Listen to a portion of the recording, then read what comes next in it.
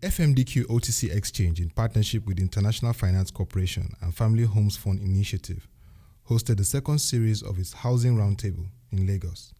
Focused on the theme Unlocking the Potentials of the Housing Sector to the Nigerian Debt Capital Market, it brought together stakeholders in the housing sector, capital market, financial market, policymakers, and also analysts.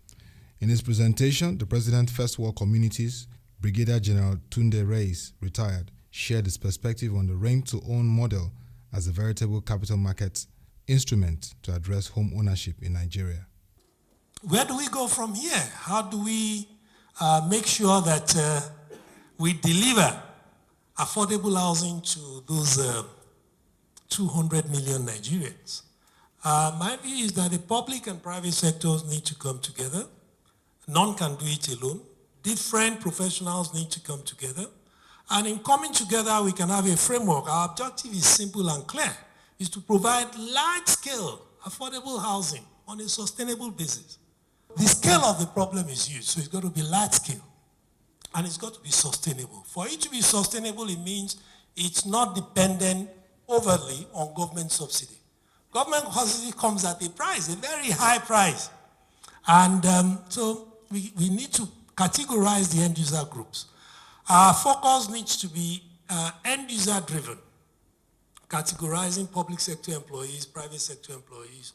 It's not a one-size-fits-all approach. The informal sector is also there. We must not forget that majority of our working populace are in the informal sector, the undocumented economy. You ask them for a pay slip, they have none. You ask them for tax returns, they have none. But they are making money. They are making money, and they are doing very, very well.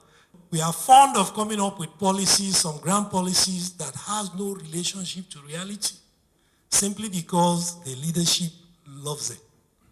We need to ask the people, ask the market, what they really want. That's what end-user treatment is about. Then targeted subsidies. This idea of blanket subsidy doesn't work.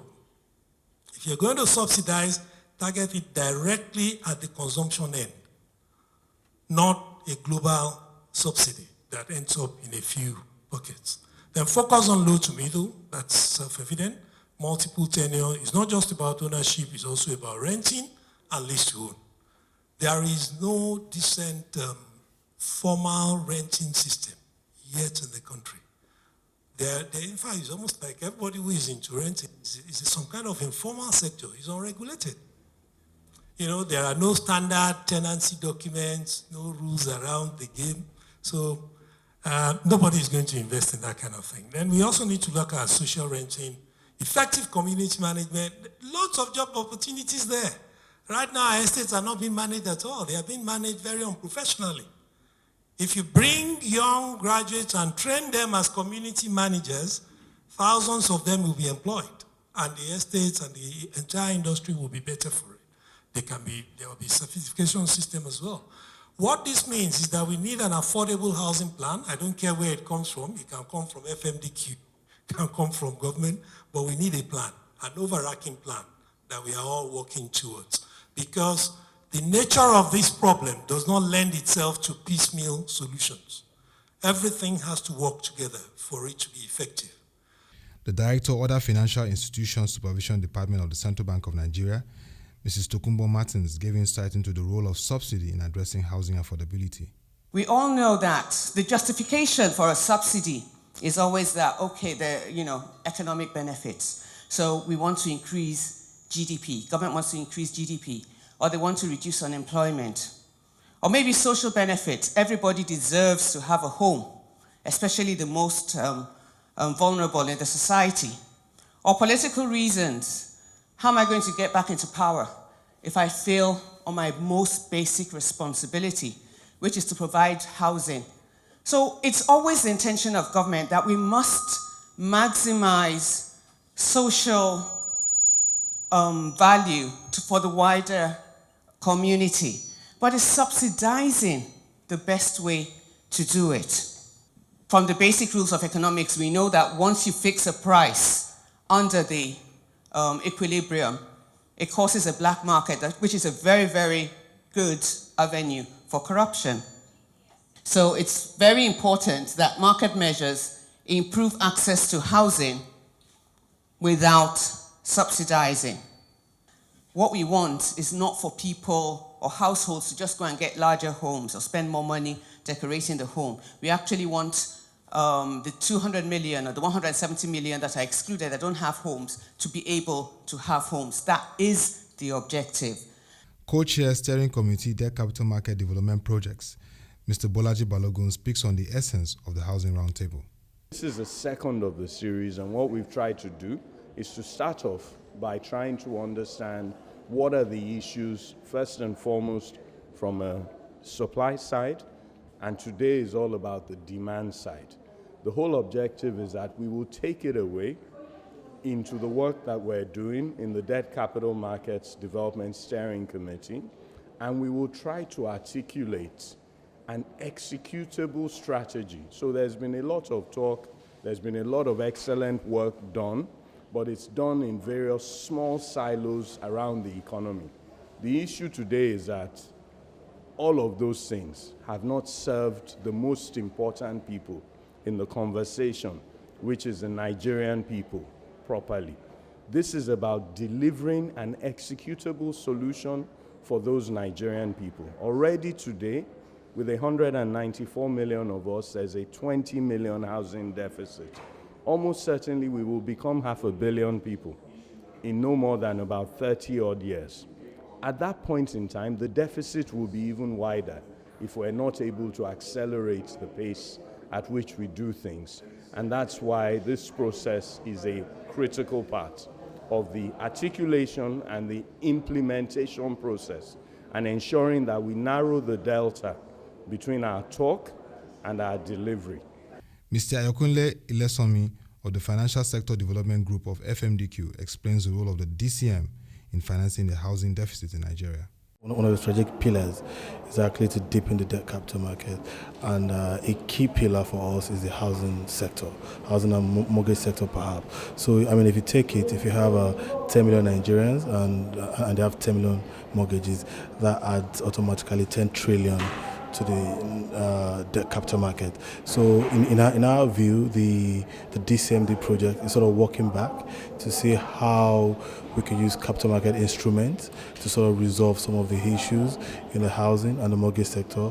If you look at what happens in Malaysia, the Chagamas, for example, so we pretty much require how the secondary mortgage institutions will sort of go to the market to issue more bonds, deeper size, and they can use that to refinance what the mortgage banks have created.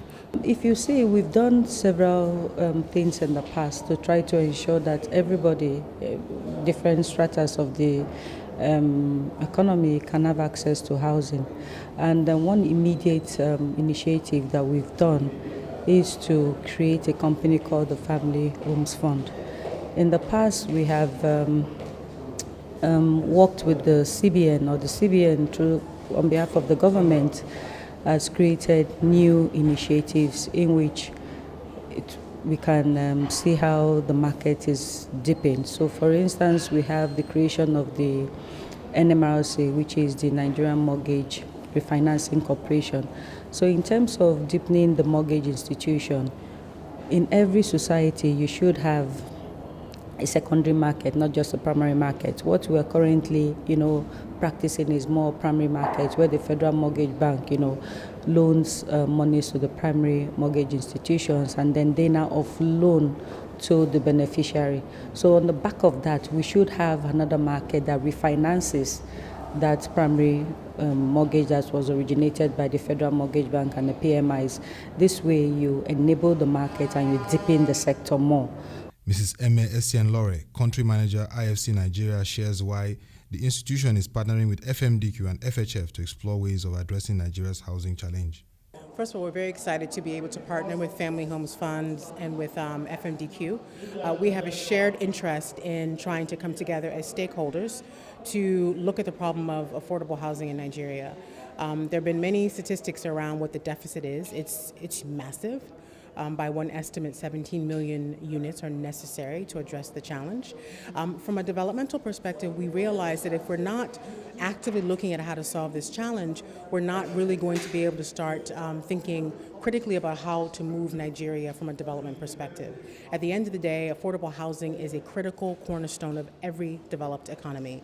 You need to have an environment, an ability to have average people who have who generate income, to be able to put money towards some sort of home ownership. It's critical for development. So from our perspective, it's a massive challenge though. When we look at the affordable housing space, we recognize that whether it's on the supply side or the demand side, the challenges are very, very significant. Whether it's the high cost of mortgages, whether it's the lack of developers who are developing housing at scale, the lack of technologies that enable us to get to scale, all of these things fit into the picture, which is why it's going to take a number of stakeholders joining together to try and address the challenge. The big thing on the interest rates is a key one, and hopefully there's going to be some innovation around how to bring down the overall cost.